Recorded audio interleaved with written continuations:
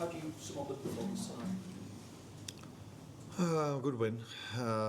That's not performance, but that's result. We wanted to go into the next round. That's what we did. 4 beautiful goals. Shots from outside the box. It's not always easy to unlock a low block for any team in the world, but definitely also not for us. So you have a few weapons to do so, set pieces, as we see so many times, especially in the Premier League. A shot from outside the box, a 1v1. We saw today a shot from outside the box and a 1v1 from Jeremy Frimpong. And in the end we saw with the third one some individual skills from Curtis, Hugo and Flo, which led to a good goal. So yeah, some good goals. Overall, then, do you feel it was a good job done, or did you expect a little bit more? No, I think it's every home game the same. So yeah, well, you see a team in red that's constantly in ball possession. Obviously, we saw what happened with the Barnsley goal as well. Dominic obviously says he apologises for his mistake as well, but you spoken to him, has he said what was going through his mind at that point, what he was thinking, and what have you said to him? No, I thought a lot in that moment. I thought a lot towards half-time, but I chose to inform them in the best possible way for us to be more fluid, more tempo, more able to create chances, which didn't work out that well because, again, second half we created a few chances, but not a lot. I have my opinion about that, which I'm definitely going to share with him. And it's not the first time, and I'm talking generally, that we are 2-0 up. There's no problems in the game, and then we concede a sloppy or an easy goal. But this one stands definitely out, even for us, when it is about conceding an easy and sloppy goal. Is that something that's holding you back at times? Is it a lapse in concentration? No, it doesn't help to concede a goal if you're 2-0 up. I think if you normally, when you're 2-0 up, the other team is close to maybe accepting their loss, especially if you can keep going and have the ball so much, then usually teams, we're 2-0 down, we hardly touch the ball, now we are probably not as aggressive in defending, and then you can score the third and the fourth. But if you then give away an easy goal, as we've done so many times this season, then yeah, it's a big difference in mindset for the other team if they're 2-0 down and never have the ball, or they're 2-1 and never have the ball, because then they do feel, in the first half, when we never had the ball, in one moment we could score a goal. So maybe we can do this again. So yeah, it's definitely not helpful for us. Even tonight we could see a lot of things being the same as we've seen so many times this season. They obviously felt they could have had a penalty. I just wonder what you felt about that appeal, and whether you had any concerns at that moment that a penalty could be given. No, there was no VAR, so when he gives it, then even if he would have made a mistake, it was not a possibility to correct it. From what's been told to me, it wasn't a penalty, and Dominic played the ball. But I have to see it back to give you my own opinion. This is the opinion of other people. I've seen Thursday evening things twice in Arsenal's box that were more a penalty than this one. When I just looked at it, without seeing it on video. But I could even live with the fact that we didn't got one against Arsenal. Although this season we've conceded penalties, referees have given penalties against us, even after VAR interventions, in incidents that were less than the two incidents that happened at Arsenal. But I could live with the outcome at Arsenal, and I could live with the outcome today. Did you check on Rio as well? I assume and think and expect it's cramp. So it tells Rio that I expect that a Premier League game is more intense than this one. It's very nice for him to again make 70 minutes, but that it's still very hard work to be ready for 90 in the Premier League. But that's completely normal for a 17-year-old. Make no mistake about that. It's already great for him and for Liverpool. Everybody is following us that a 17-year-old makes so many minutes in a Liverpool shirt. Let's hope he can continue, and we can bring him further and further towards 90 minutes at Premier League level. Bringing on Florian Wirtz and Hugo Ekitike, I guess you obviously felt at 2-1 you needed to have them there, but also is it very important to have that strength in depth and have those players that you could get to see it through at the end Yeah, it's for every team very important to have strength and depth in your squad.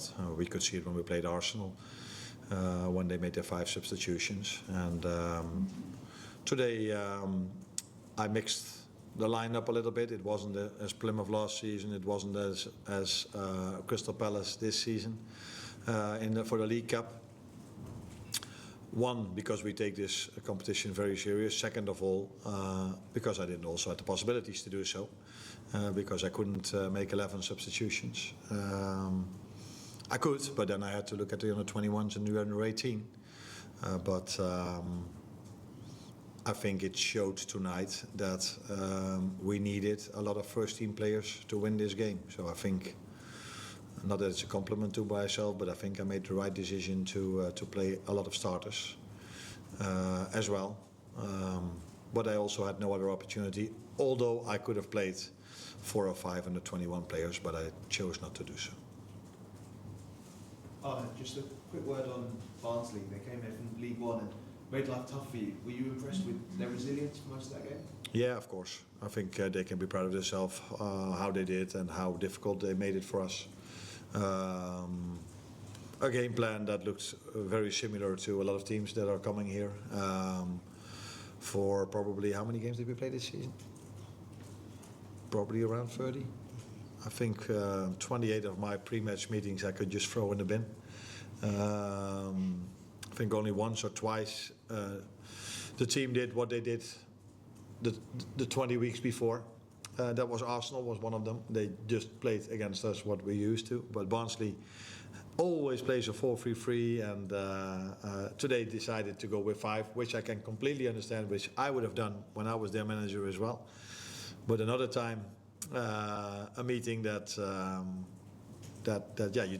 you try to show them what they can expect, what to expect, what they usually do. But yeah, they did something different, and by doing that, they made it really difficult for us. So compliments for their game plan, and compliments for the desire they had and willingness they had to fight for a result. And for a long time, they were in the game. Because I think it was the 80th minute or something like that. Maybe later, when we scored the 3-1. I think even later. 84, I think, something like that. So yeah, it's a compliment to them. I think it's only the second time this season that you've won a game by 3 or more goals, and probably could have been a little bit more comfortable had that error not happened. I mean, you've spoken about not just Dom, but across the team, there's maybe been some errors this season. How do you go about sort of trying to put that out of people's games? It must be quite frustrating for you when you're seeing that happen quite regularly. Yeah, but I can tell you that's not the only frustration I have. But definitely we make it difficult for ourselves in moments like this, and not only for ourselves. I think again there were 60,000 fans tonight showing up, supporting us, and I would have loved, and the players would have loved, to give them probably not a 2-1 waiting till the 83rd minute before it's 3-1. But yeah, it did happen, and that is something I would love to see differently. Again, I think we tried. Yeah, not that it's a compliment for us, but we had the ball. What else can you do than having the ball? Yeah, creating chances. This one.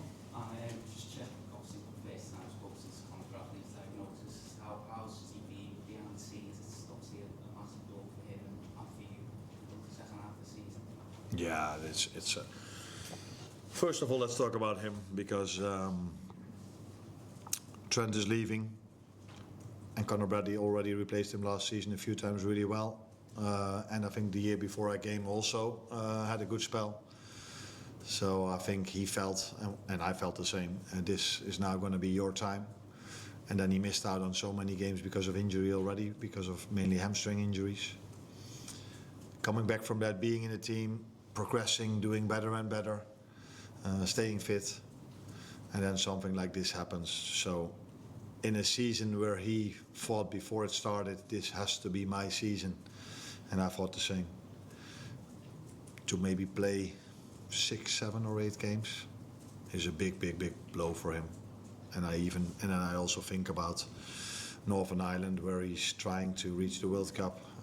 So it's an enormous blow for him. But as a result of that, it's a big blow for us as well, because I hope that you don't think that I would like to play Dominic Szoboszlai as a right fullback. But Jeremy Frimpong has to play a lot of minutes, comes also back from an injury, has missed out 3-4 months of a lot of playing time. So I liked him again today, by the way.